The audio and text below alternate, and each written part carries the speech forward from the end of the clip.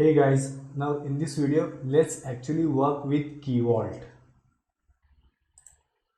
So we will create our first Key Vault in portal. Then we will assign the role to ourselves so that we can add or edit the keys or secrets in this Key Vault. See guys, though we have created this Key Vault ourselves, but still by default we cannot add or edit keys or secrets in this Key Vault. So for this we have to manually assign the required roles to ourselves. Then we will add a secret in this Key Vault, and finally we will generate a key in this Key Vault. So as you can guess, this is going to be a simple and straightforward demo. So guys, we are in Azure and let's click on this Key Vault. I will say create.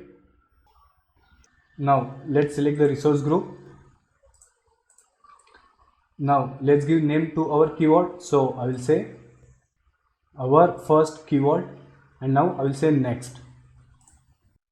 And obviously guys, under networking, if you see, we have two options. That is, we can allow the access from all networks or we can allow from selected networks. So for example, if I select this selected networks, so obviously I can select the required virtual network from which I want to allow access to this Key Vault. So that means access from public internet will not be allowed to this Key Vault. Okay, so we will work with virtual network in our upcoming videos, but as of now let's select this, that is all networks, and here I will say review plus create and create.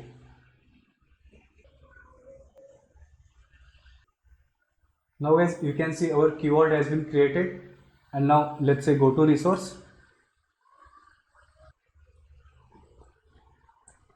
Now on the left hand side under objects, can you see these secrets?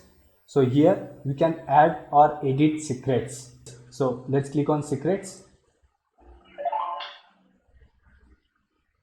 and here now I will say generate or import. Let's give name to our secret. So let's say it will be our SQLDB connection string, and let's provide the value. So I will say SQLDB connection string, and let's say create. And see, we are unable to create a new secret. So it's because though we have created this Key Vault ourselves, but still we don't have the required permission or required role to work with secrets. And now let's assign this role to ourselves. So again on the left hand side, let's click on this access control,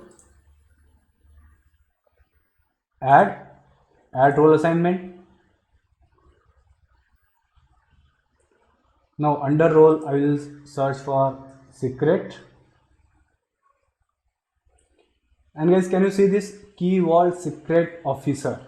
And you can pause this video and you can read this description.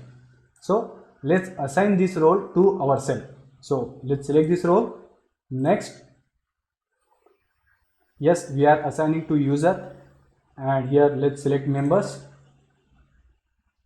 and we are see this net on whiteboard, right? So I will search for net on whiteboard. So let's select this user. So again, this user is ourselves. I will say select review plus assign, review plus assign. So role assignment has been successful, and now let's see if we can add a secret. So again on the left hand side under objects, let's click on the secrets. I will say generate. Again the name, it will be SQLDB connection string, and let's provide the same value, and here let's say create. See again guys, we provided secret officer role to ourselves, so that means we can work with secret, but with that role we cannot work with keys. So for example, if I click on keys and if I say generate or import, and if I try to generate a key, it's not gonna work. So again, as you can guess, we have to provide the similar role for key as well, right? So let's close this, and now in order to work with keys, again let's click on this access control, add role assignment, and here I will search for crypto. So crypto, it means key. And guys, see this key vault crypto officer, it means perform any action on the keys of a key vault. So again, let's assign this role to ourselves. So let's select it. Next, yes, user, select members, again net on whiteboard, let's select it, select, review plus assign, review plus assign, and now let's try to generate a new key. So let's click on these keys, I will say generate, let's give name to this key. So I will say storage account encryption key, and I will say create.